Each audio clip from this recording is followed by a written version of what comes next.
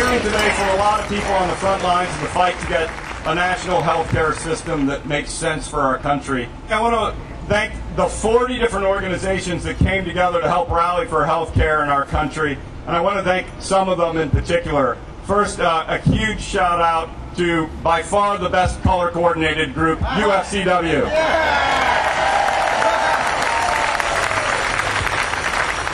Let's have a hand for the Oregon AFL-CIO.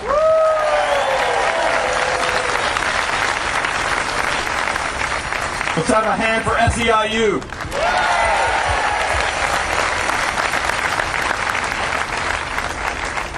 And maybe even important of all in this debate, let's have a hand for the Oregon Nurses Association.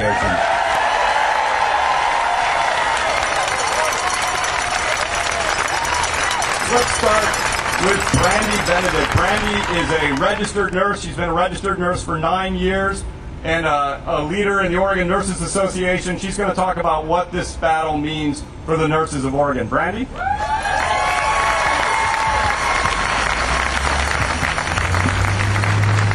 Thank you. You know, we all need health care at some point in our lives, some of us more than others.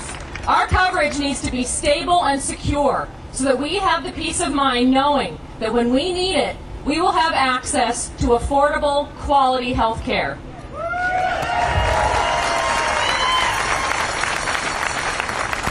If we get sick, we shouldn't be denied care, lose our coverage, or have to pay more for health care. As a registered nurse, I talk to people every day who can't afford to get sick because their premiums and deductibles and out-of-pocket costs are too high. Healthcare workers and nurses see patients every day who delayed their care because they were worried about what it would cost and that they would lose their coverage. People worry about getting sick or changing or losing a job because you might lose your insurance. Many of us have insurance, but we are underinsured so that when we get sick or we need surgery, we have coverage we can't depend on. The scary thing is that we may have insurance today, but we might not tomorrow. You have coverage you can't depend on.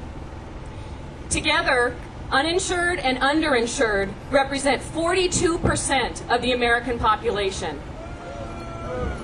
And 62% of bankruptcies in the U.S. are directly related to medical bills. Any of us could be one major illness away from bankruptcy. I could give numerous examples of patients who delayed care because they were worried about what it would cost.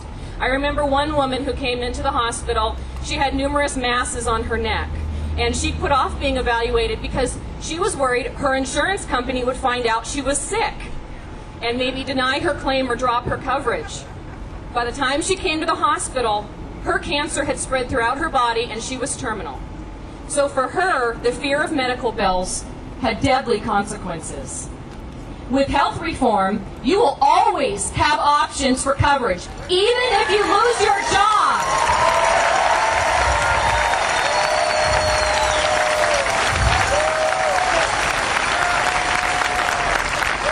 If you get sick, you will never be denied coverage.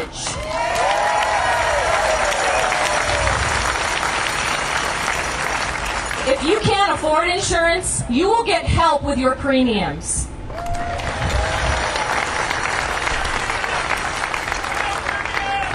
With health reform, insurance companies will be required to provide health plans with adequate coverage, and they won't be able to deny you because of pre-existing conditions.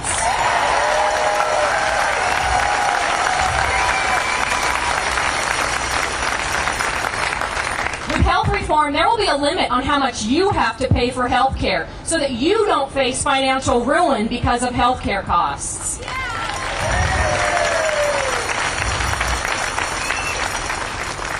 With health reform, you can keep your current provider and have greater choices in who you see. These are the things that ensure that my patients will have access to affordable, quality health care when they need it. As a nurse, it's really important to me that with health reform, we're going to focus on making people healthy. And that's through prevention and primary care.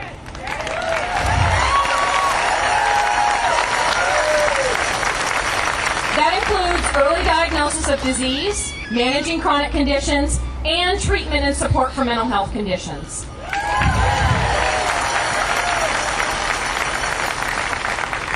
Healthcare providers will work with you to make the best decisions about your health. You know, we need to have an educated, diverse health workforce to coordinate and provide care.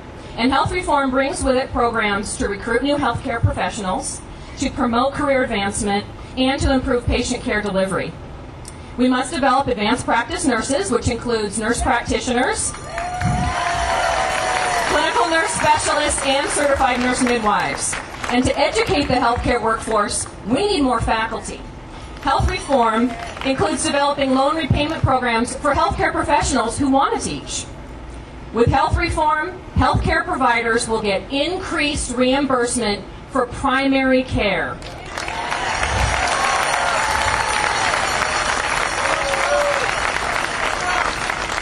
Through the medical home model, community-based multidisciplinary teams of healthcare providers will provide comprehensive and coordinated patient care that promotes health and wellness, improves health management over time, and maintains the patient-provider relationship.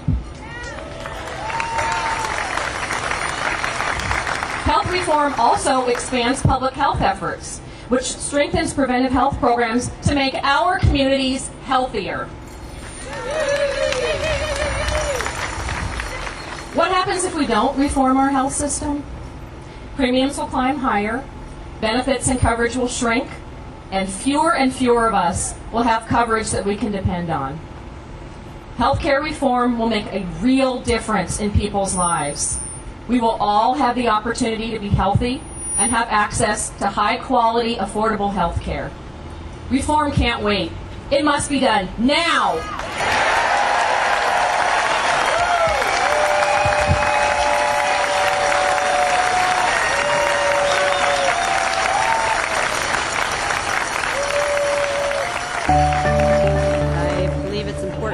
Have healthcare reform so we can provide healthcare, not sick care. We need to work on preventing illness, injury prevention, and not just doing crisis healthcare. We really need a much more efficient system with lower overhead, like the VA system, like Medicare. We've seen that government programs can work when they're funded appropriately and be much more efficient. I just really support mental health coverage, as well as coverage for people that have no job or a job that they lost due to their health care issue. It makes me sad because we lost the focus of health care, push them in, push them out.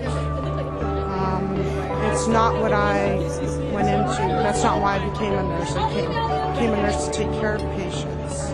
Before people make a judgment on whether or not the plans that are being suggested are good, that they actually get the facts and do a little research, find out how it's working in other countries, different health plans are, and just not be afraid of the word socialized medicine or alternative plans. The reform is necessary for people of color, for people that are poor in poverty, the medically poor, the uninsured, and after seeing 30,000 children without insurance, several that have died because they didn't have access to health care.